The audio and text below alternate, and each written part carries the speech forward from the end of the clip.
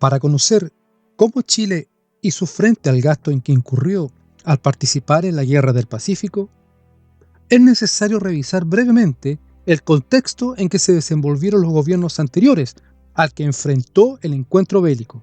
Antes de la guerra contra España, la economía de Chile poseía un comportamiento de relativa estabilidad. Sin embargo, mientras se desarrolló este conflicto y superado posteriormente, se avisoró una fuerte crisis financiera debido a los costos que Chile debió asumir al hacer frente al conflicto contra España.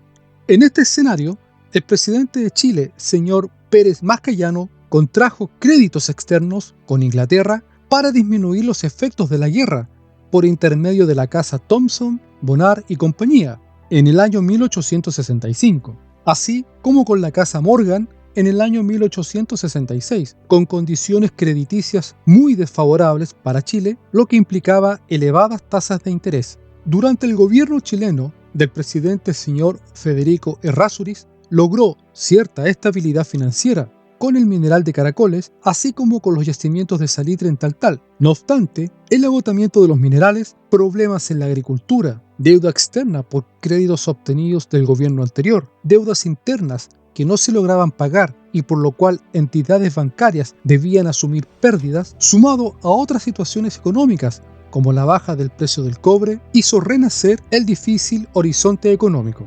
Este escenario dio la bienvenida al nuevo gobierno de Chile, a cargo del presidente señor Aníbal Pinto, quien, además, debía enfrentar un posible conflicto que se estaba generando con Argentina al sur del país. En tales situaciones, el presidente Pinto comenzó a reducir gradualmente los gastos mientras lentamente aumentaba los impuestos, con la finalidad de lograr un equilibrio en el presupuesto. A ello, con fecha 23 de julio de 1878, decreta la inconvertibilidad del dinero para evitar quiebras de las entidades bancarias cuyas garantías eran avaladas por el gobierno.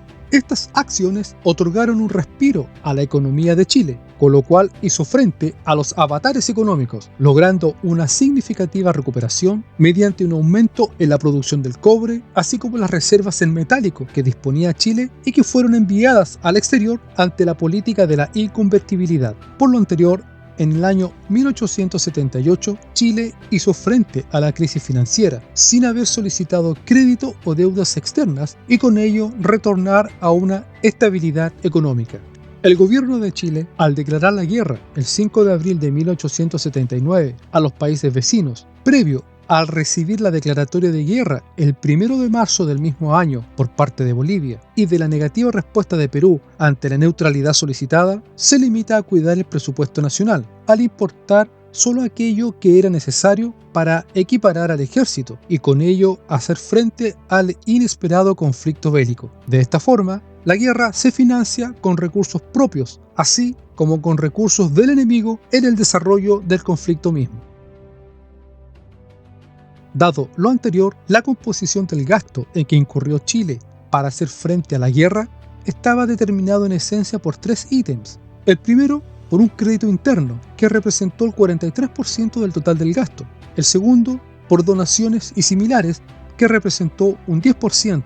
Y el tercero, con recursos obtenidos del enemigo, que significó un 47% del total del gasto asumido para hacer frente al conflicto. Tal como se señaló, los gastos iniciales se solventaron con recursos propios con cargo al presupuesto del país, situación que permitió ahorrar al no gastar la totalidad de los fondos excepcionales autorizados por el Congreso con ocasión de la guerra.